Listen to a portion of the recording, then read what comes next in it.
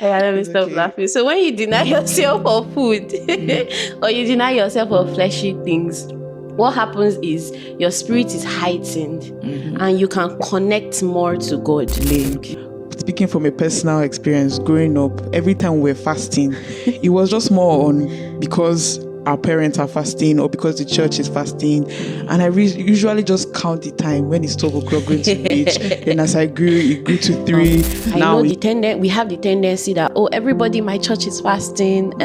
Me too, let me just join it. So that when they ask, Sister Temi, are you fasting? I will not say no. And people will be looking at me with judgmental eyes. But health tip that you should also listen to your body, because there has been situations where people who are fasting pass out and then they have to rush them to the hospital, start pumping fluids, injections and all of that.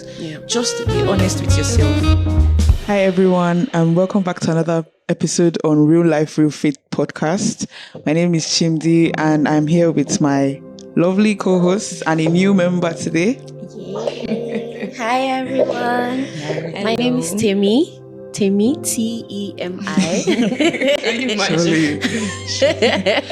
And I'm absolutely glad to be here. It's been a long time coming. I've had to struggle to fit my schedule into the recording sessions, but thankfully the heavens aligned today. So I'm happy to be here. Excited for our conversation. We're excited to have you on our family. Yeah. Okay. So today we have an exciting topic ahead of us, and it's on fasting. So many churches this season, as it's the new year, are fasting, seeking God for different reasons. Yeah. So what is fasting to you personally? And what's your take on it? Like, how do you see fasting as an activity? Okay. Fasting, I believe, is denying the flesh or our body of certain pleasures over a period of time, according to how our capacity can carry us, or how we want to trust in God's capacity to carry us. And I think it goes in several ways. Aside that, I think that definition is more of the Christian kind of fast. There is also intermittent fast, but for context, the spiritual or Christian kind of fast is what I just described. Yeah. Yeah, that's true. Okay, so tell me, what's your take on fasting? I also want to add that sometimes the general or the popular one is fasting from food. But I think we can also fast from certain aspects of our lives that we feel, take out time from our time of communing or fellowshipping with God.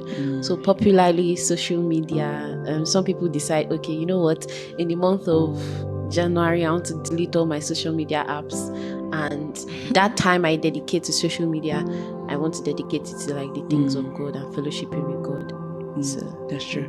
And to be very honest and very real, when we want to fast, that's when our senses are at the highest. Want to either eat the best food you've ever seen before, or to play this game as if you don't play it, you pass out the next minute. So for me personally, fasting is hard.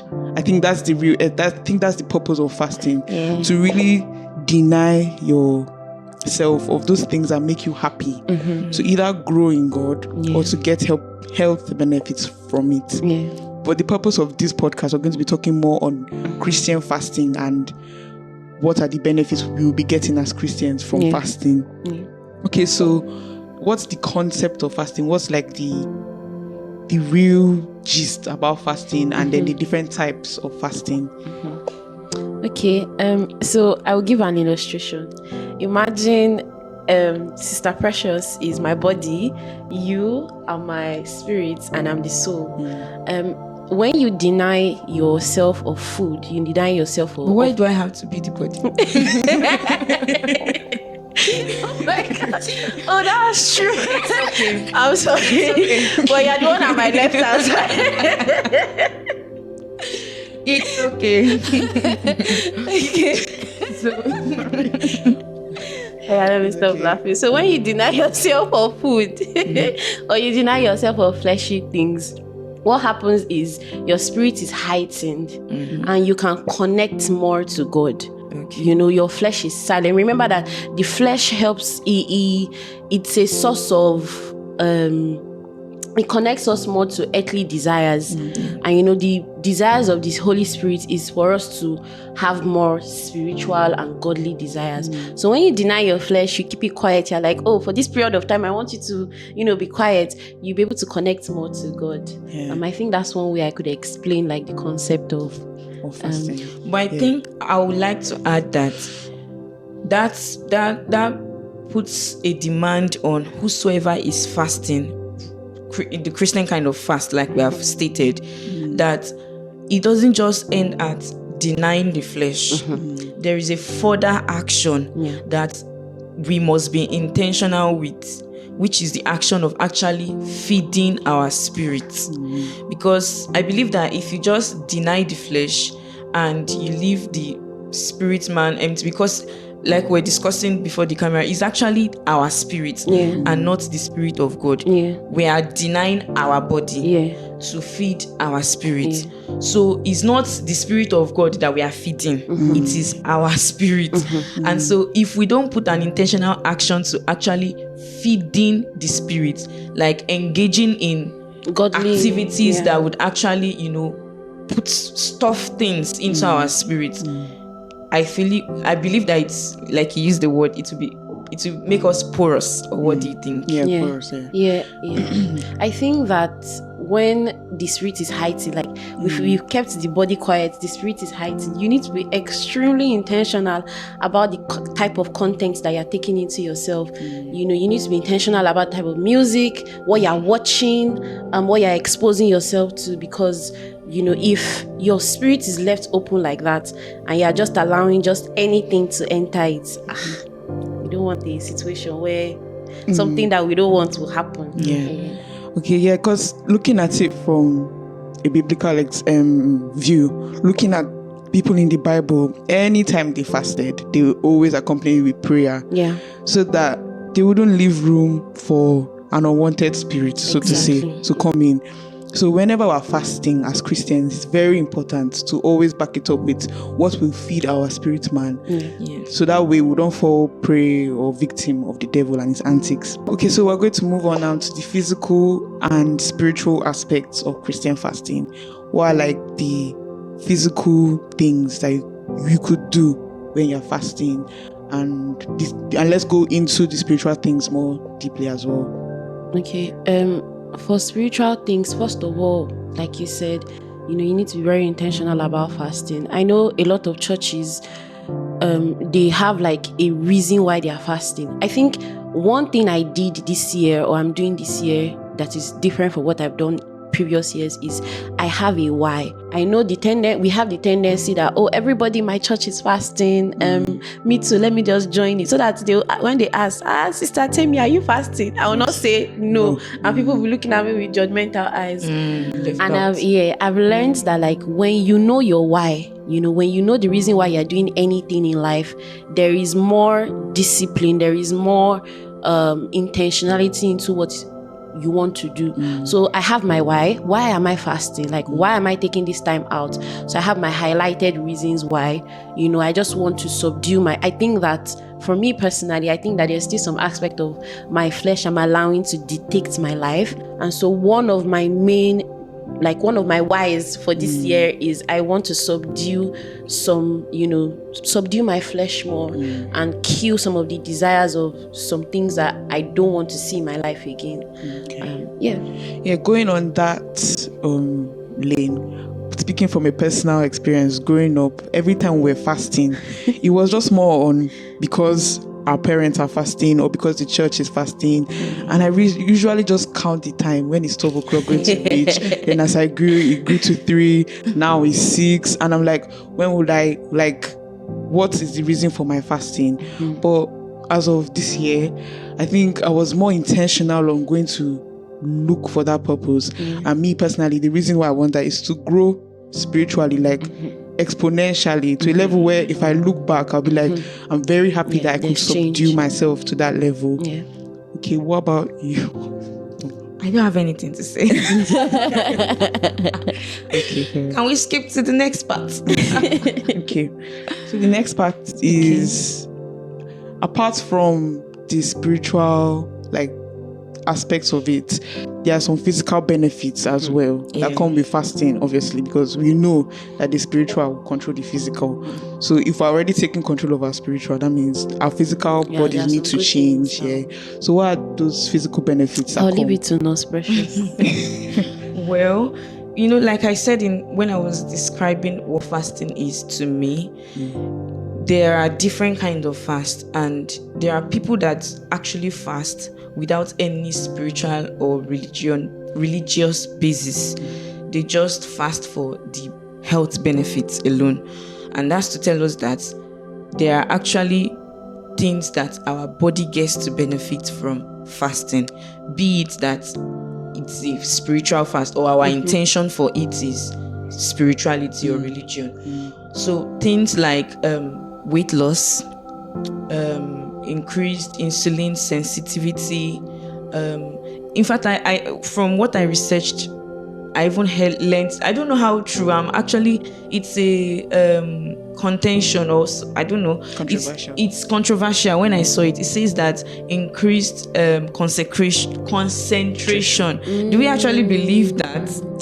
To some extent, yeah. Well, I don't know. I don't know. For me, I think when I'm reading, for exams, I notice that my peak times are when I'm not heavy with food. I haven't actually eaten. So my brain is actually actively working. And the moment I take a bar, I've passed out. So to some extent, I will agree with that one. Personally, I don't know if I will agree, because I think so. I'm currently writing my master's thesis, and I've been struggling so much with putting my thoughts down on words. And the only thing I've been doing differently recently is fasting. I don't know. I might be on the side of, I don't think it increases concentration. To be honest, I'm on the same side with you. I don't think I would agree with that, but we just leave it as what research says. What research says. And do I actually have any other? I can't remember, but there are quite a number of benefits that our body gets to have from fasting. I would like to say that one thing I have noticed in my body is my guts feel more, will I call it free? Will you borrow me the words? I used to have issues with bloating. Exactly, that's the word. But I can see that it's a bit better now. So I think it helps you bloating too. Okay, so let's dive now into the spiritual aspects. Obviously, why do we fast as Christians? What's the benefit? Because if you look at stories, before someone a mother in the faith or a father in the faith will take a serious decision, you just declare a fast. And then when it's done, there's supernatural favor or something that just comes at the end. So why do Christians have to fast? One is, where I'll start from is, it strengthens the spirit, man. There was a scenario, an example we were talking about before we started the recording. We said when somebody starts going to the gym, maybe they can carry weights of maybe 5 kg, 2 kg, but then the more they go, the more they strengthen, they go.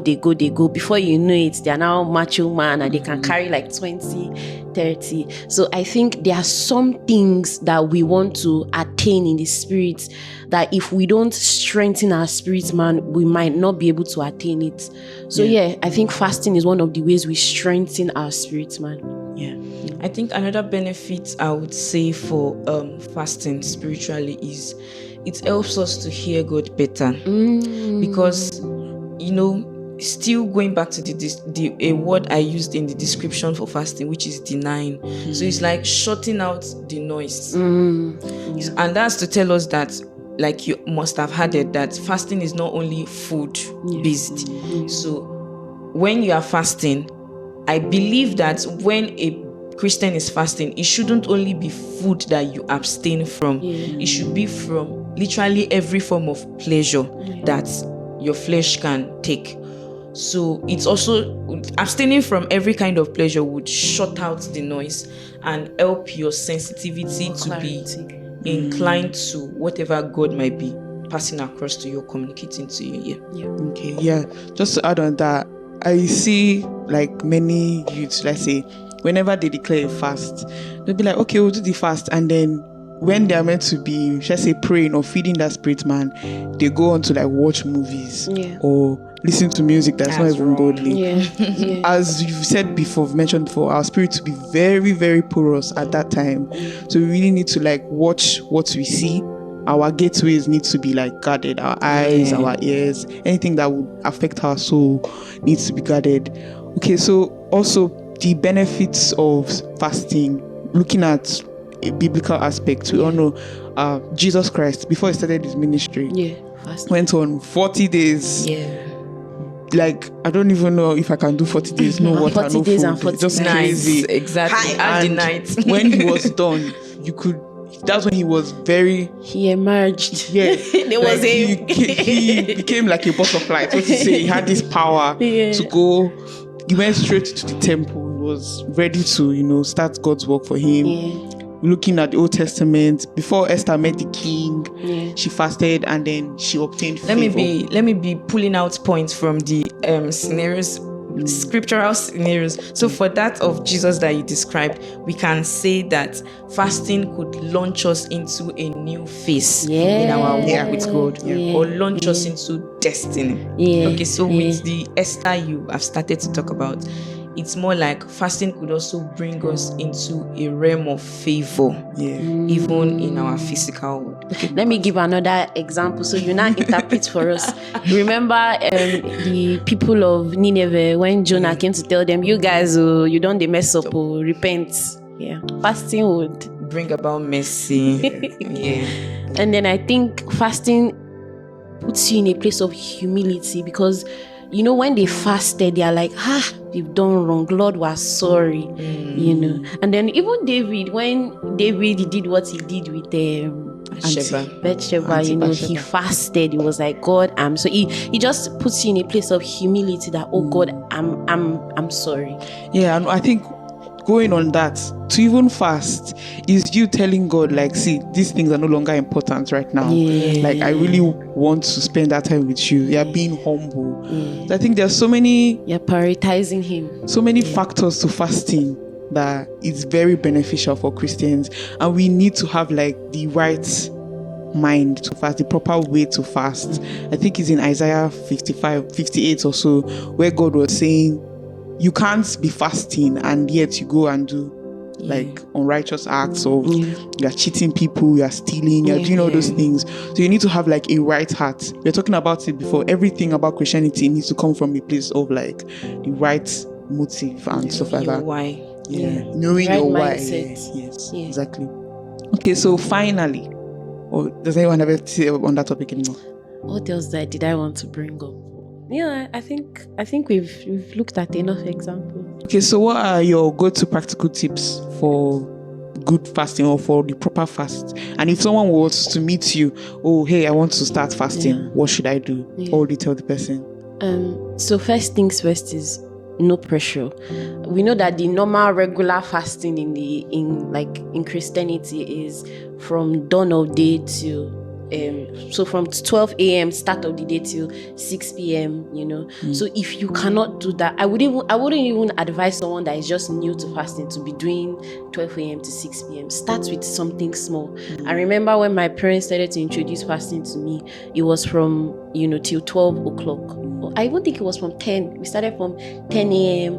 and then I started adding 30 minutes until I got to. I remember when I started fasting till 3 p.m. I was in junior school. I was so excited. And then I'm telling you, like, it was such a big deal to me. And then eventually I was able to like just chest till 6 p.m. So start, no pressure. That's what I'll say. Well, I would just like to add the health tip that you should also listen to your body, because there has been situations where people who are fasting pass out and then they have to rush them to the hospital, start pumping fluids, injections, and all of that. Just be honest with yourself. We know God sees your heart. You've already settled the why. But can you just be honest to yourself and listen to your body? This is not to say you should not be disciplined. And there's also the place of trusting in God's strength to carry you. But please also listen to your body. Taking here and there sips of water when you are fasting is not a sin. It will not break your fast. I'm not saying you should go and drink drum of water or that. The moment you are having that hunger pang, you are going to go and stuff in water till it's empty. No. But here and there sips of water so you not be dehydrated. So just listen to your body. That's another tip I'll have to chip in there. Okay. And my tip is just pray. Like, I feel there's so many points for me personally where I'm feeling the hunger, or rather my flesh wants to eat. And instead of me to go and pray, I'll go and lie down and sleep. I feel you should pray. When you pray, you will not even know when you'll be comfortable in that environment of fasting. So always accompany your fasting with prayer. That's my tip. And even aside prayer, just to add on the last note, I think we should be very, very intentional that when we are fasting, as much time as we can spare, we are engaging in spiritual activities. We are reading our Bibles. It's not that I'm fasting till 12 a.m. to 6 p.m. and I'm only going to pray once or twice. That's not fair enough. It's not. The here and there breaks that you have in school, break time that you have at work, can you read your the Bible? Can you read spiritual books? Can you be listening to songs that would channel your spirit, just to keep stuffing in things that would heighten your sensitivity? That's all I have to say. Okay, thank you for watching this episode, and I hope you've learned a lot about this topic on fasting. See you next time on the next episode. Bye. Bye.